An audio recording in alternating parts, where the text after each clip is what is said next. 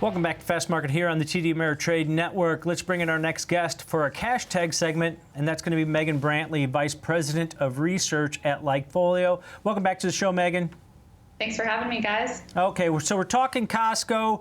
As I mentioned, the stock's cooled down from that pandemic rally that we've seen over the last several years here. But, you know, this is one of those stories or themes where, you know, they report on a monthly basis as far as sales goes. It's kind of different from most retailers, but happiness levels got to be good here because, you know, just from my own experience, I'm a big fan of Costco. I like going to the store. I don't like the crowds, but, you know, what kind of data are you guys seeing out of LikeFolio?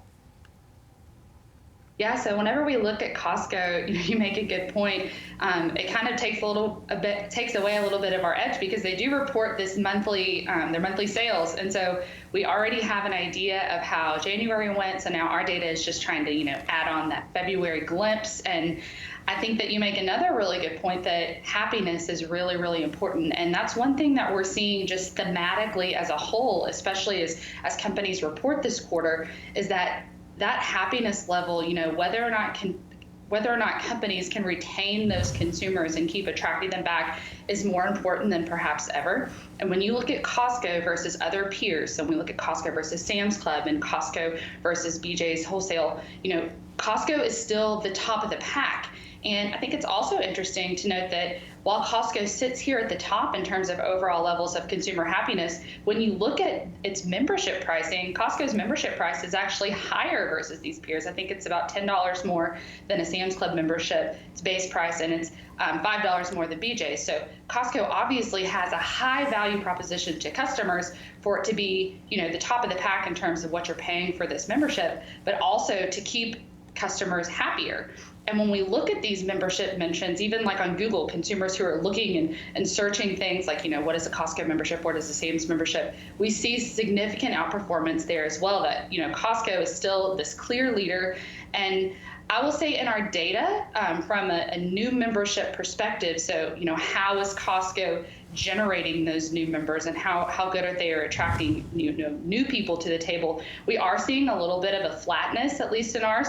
We're not necessarily seeing a spike in cancellation mention, so we're not necessarily worried about that, but there is a bit of flatness occurring in that new membership growth. And so for us, when we look at this from an overall earnings perspective, our data is trending a bit neutral, and that's partially just because of that heavy influence of people who are talking about, you know, buying a new membership. But I think it's also too important to remember that Costco is operating almost in this essential space, right? And right now in the macro environment that we're looking at, we're seeing a big shift in companies that provide consumers with the essentials and with staples that they need versus Costco, or versus companies that are more tilted toward discretionary items, perhaps like a Best Buy. And so we see Costco more in this essentials category. And I think that that's one thing that's driving this happiness higher, is because consumers see these perceived deals. They see the benefits of being able to go and, you know, buy in bulk if they need to, access, you know, affordable produce and things like that. And then, you know, it's just that ultimate cost savings effect. And I think this chart is interesting, and I want to point this out because it's kind of a dichotomy that we're seeing whenever we listen to consumers. There's kind of, it's almost like a tale of two cities. You have one camp of consumers who are perhaps higher earning. Maybe they can afford a premium membership like a Costco membership, and so they're utilizing this membership to buy in bulk and save over the long term over these more essential items, versus consumers who may not be able to afford this, that are, you know, having to turn to a company perhaps like a Walmart to seek those savings because they can't afford to buy in bulk. So it's a really interesting picture when we look at Costco. I'm curious what you guys are watching heading into earnings. You know, Megan, there's a funny joke out there about Costco that I went to Costco to buy paper towels. I ended up buying a helicopter in the Cleveland Browns.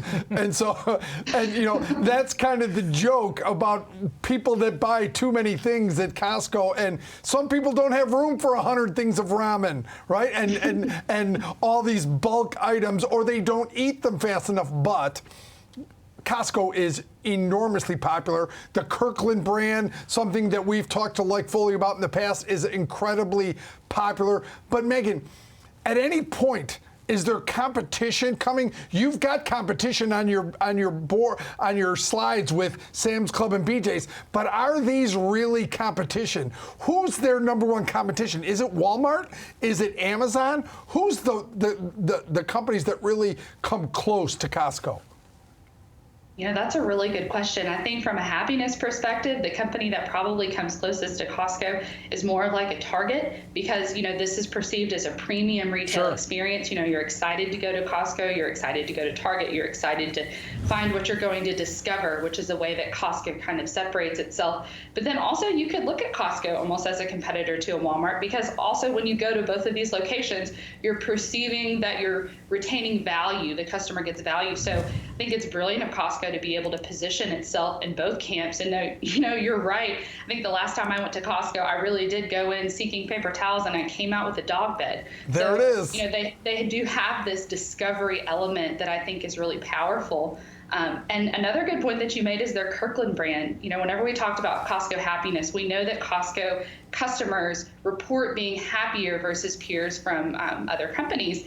And the Kirkland brand is a big driver of this. And this is also kind of a major theme that we see, just this shift in consumers being more likely to shop for a private label brand. We saw this in Target's earnings whenever Target said, our private label brand growth outperformed our overall sales growth. And we look at the Kirkland brand for Costco, and just to give scale, so I think Costco's consumer happiness is about 72% positive. The Kirkland brand specifically is 83% positive. So this is a major driver for Costco and a major kind of value proposition for consumers, that they feel like they can get a high quality brand and a high quality product at a lower price. And Megan, some of the data that you had buying in bulk, I kind of looked at that. The last two readings on this are starting to fall a little bit. Are you seeing potentially on your data a continuation of that, which wouldn't be a positive? And then do you have an earnings score for it? Yeah, so buying in bulk, that's definitely something that we're watching, because you can see whenever you look at the chart on the far right bar, that's a pretty big drop. And one thing that we know is that we know consumers who are, lower earning, they may be stretched, their budgets may be stressed, they can't afford to buy in bulk. But we have to ask ourselves, is this the Costco consumer? If a consumer is already paying a membership, are they likely to fall into this camp? We're not for sure.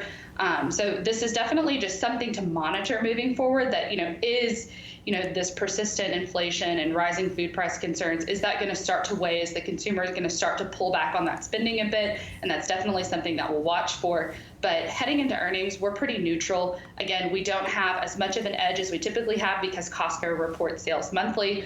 But then also we do see a little bit of a flattening in these membership prices, or these membership rates, new membership additions, that is. And so for us, we're in the neutral camp heading into earnings. But long term, we think, if anything, this is a nice long term bet. Costco consumers, that happiness level is really strong, and we don't see significant rates of cancellation mentioned. So I think that that's really important too. So neutral for earnings, but I think that you could make a bullish case as a long-term investor.